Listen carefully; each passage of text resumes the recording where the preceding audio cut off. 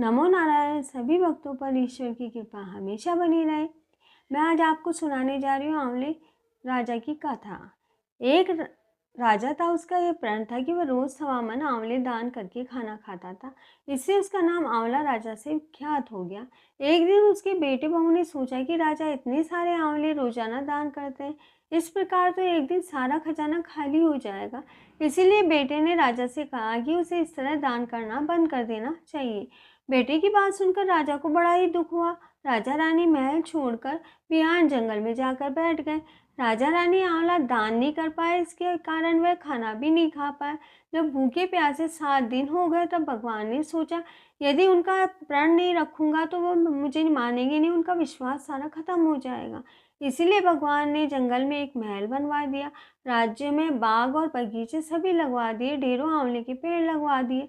सुबह राजा रानी उठे तो देखा कि जंगल में तो उनके राज्य से दुगना राज्य बन गया है।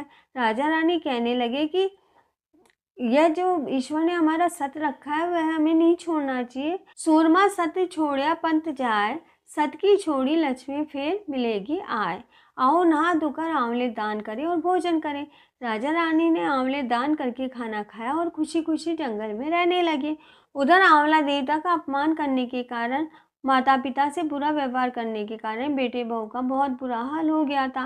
राज्य दुश्मनों ने छीन लिया था। दाने दाने के लिए वे लोग मोहताज हो गए थे। काम ढूंढते ढूंढते एक दिन में पिताजी के राज्य में पहुंच गए। उनके हालात इतने बिगड़े हुए थे कि पिताजी और उन्हें नहीं पहचान पाए, न ही वह अपने माता पिता को पहचान पाए।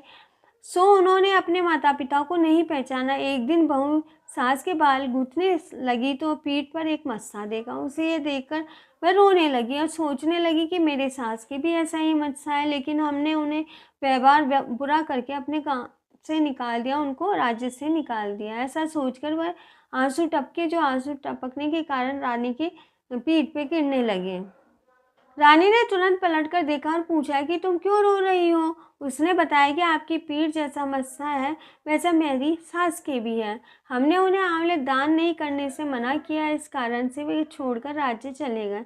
तब रानी ने उन्हें पहचान लिया और अपना सारा हाल उन्होंने एक दूसरे को बताया, अपने बेटे बहू को समझाया। और दान करने से धन दुगना होता है, खत्म नहीं होता। और बेटे बहू आराम से सब सुखी सुखी रहने लगे। जैसा ईश्वर ने सबको दिया, उनको दिया, हमें भी देना।